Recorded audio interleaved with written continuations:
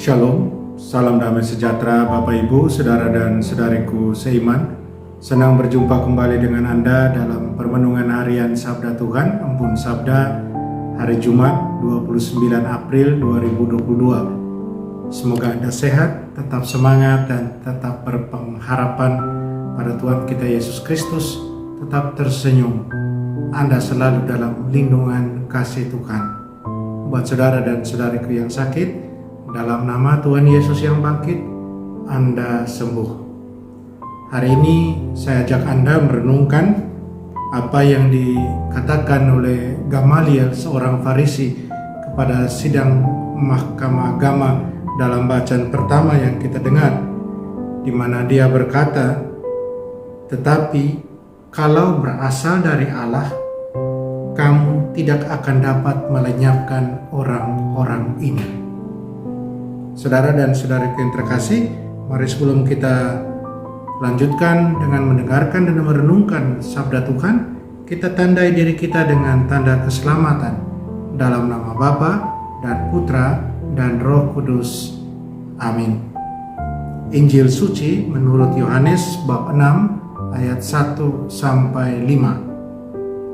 Pada waktu itu Yesus berangkat ke seberang danau Galilea, yaitu danau Tiberias. Orang banyak berbondong-bondong mengikuti dia karena mereka melihat mujizat-mujizat penyembuhan yang diadakannya terhadap orang-orang sakit. Yesus naik ke atas gunung dan duduk di situ dengan murid-muridnya. Ketika itu Paskah, hari raya orang Yahudi, sudah dekat.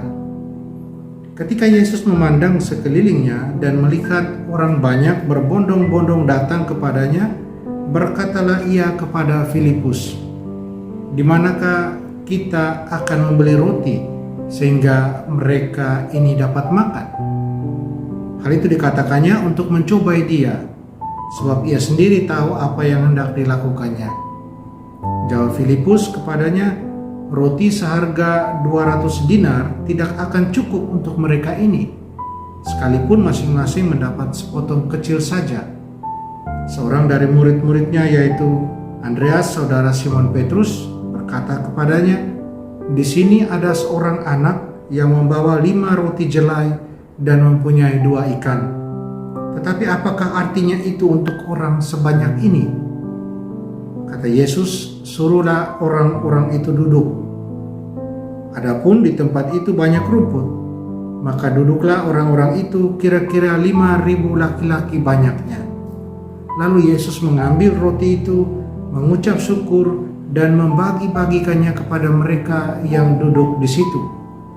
Demikian juga dibuatnya dengan ikan-ikan itu, sebanyak yang mereka kehendaki. Dan setelah mereka kenyang, ia berkata kepada murid-muridnya, "Kumpulkanlah potongan-potongan yang lebih, supaya tidak ada yang terbuang."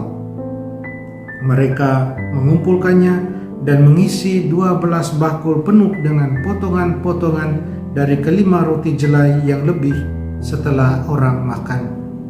Ketika orang-orang itu melihat mujizat yang telah diadakan Yesus, mereka berkata, "Dia ini benar-benar nabi yang akan datang ke dalam dunia." Karena Yesus tahu bahwa mereka akan datang dan hendak membawa dia dengan paksa untuk dijadikan raja, ia menyingkir lagi ke gunung seorang diri. Demikian sabda Tuhan. Terpujilah Kristus. Saudara dan saudariku, tetapi kalau berasal dari Allah, kamu tidak akan dapat melenyapkan orang-orang ini. Ada banyak pengalaman, saudara dan saudariku, pengalaman dan kejadian dalam sejarah hidup menggereja kita yang persis sama dengan kejadian yang kita baca dalam bacaan pertama. Kisah tentang kedua rasul, tentang para rasul yang diadili, dan kemudian Gamaliel, seorang Farisi yang mengutarakan pendapatnya tentang kejadian yang dialami oleh mereka atau peristiwa karena para rasul yang luar biasa dalam pewartaan dengan mujizat-mujizat yang mereka buat. ketika ada orang yang begitu hebohnya dalam pemberitaan Injil, tetapi ujung-ujungnya ternyata hanya memakai pemberitaan Injil untuk kepentingan pribadi, maka yang sering terjadi adalah kegagalan. Gagal dan akan mati dan hancur dengan sendirinya. Karena memang bukan kehendak Allah. Tetapi juga ada kejadian peristiwa seperti yang terjadi dalam bacaan pertama lewat Kisah Para Rasul. Orang yang memberitakan Injil dengan ketulusan, dengan kerendahan hati, dan semuanya hanya untuk kemuliaan Allah semata. Maka hasilnya tidak usah heran, hasilnya pasti luar biasa. Kesuksesan akan datang, kesuksesan dalam pewartaan. Dan itu ditandai dengan banyaknya yang percaya dan banyak yang akan berbalik lagi untuk hidup sesuai kehendak Tuhan, sesuai ajaran Tuhan. Dan kemuliaan Tuhan pastinya akan memenuhi hidup dari setiap orang. Saudara dan saudariku yang terkasih dalam Kristus, dalam Injil, dalam peristiwa penggandaan roti dan ikan untuk 5.000 orang versi Injil Yohanes, ditampilkan pada kita Yesus yang memberi contoh soal pewartaan Injil, bukan hanya dengan kata-kata, tetapi juga dengan perbuatan, dengan mujizat. Kita baca Yesus menawarkan di mana kita akan membeli makanan untuk orang sebanyak ini. Inisiatif datang dari Yesus. Saudara dan saudariku, Yesus mewartakan Injil dengan tujuan jelas untuk kemuliaan Allah Bapa. Dia mewartakan Injil dengan ketulusan, kerendahan hati. Dia tunjukkan itu dengan kemurahan hati dan terlebih dengan ketaatan kepada kehendak Bapanya. Apa yang menunjuk demikian? Dalam Injil terlihat bagaimana Yesus mengajak para murid untuk terlibat aktif.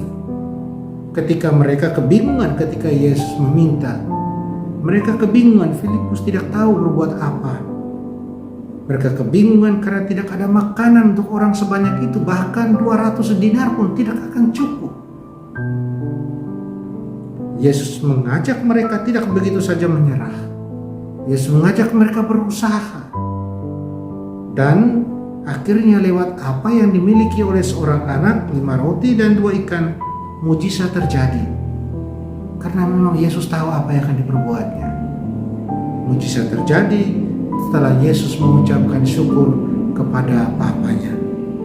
Saudara dan saudariku terkasih, Yesus tunjukkan bagaimana dalam karya pewartaan Injil tidaklah boleh menyerah ketika ada cobaan, ketika ada tantangan. Yesus ajak untuk terus berserah kepada Allah Bapa yang mempunyai misi karya pewartaan Injil itu.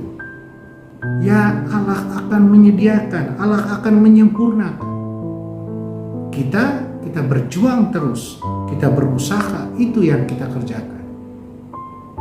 Karena apa yang kita kerjakan, yaitu karya pewartaan itu, adalah untuk kemuliaan Allah dan bukan kemuliaan diri kita. Karena itu, berjuang bekerja, Allah akan menyempurnakan, Allah akan menyediakan. Saudara dan saudari yang terkasih dalam Kristus, jika Allah berkenan, jika karya pewartaan Injil, karya misi kita dijalankan dengan iman, dengan ketulusan, dengan kerendahan hati, dengan ketaatan dan penyerahan pada Allah, maka tidak perlu khawatir dan ragu, karena pastinya akan mendatangkan hasil yang baik. Mungkin tidak sekarang, mungkin tidak saat ketika kita masih hidup, tetapi yang pasti akan berhasil pada waktunya Tuhan. Mungkin sesudah kehidupan kita, anak cucu kita, apa yang kita buat pasti akan membuahkan hasil.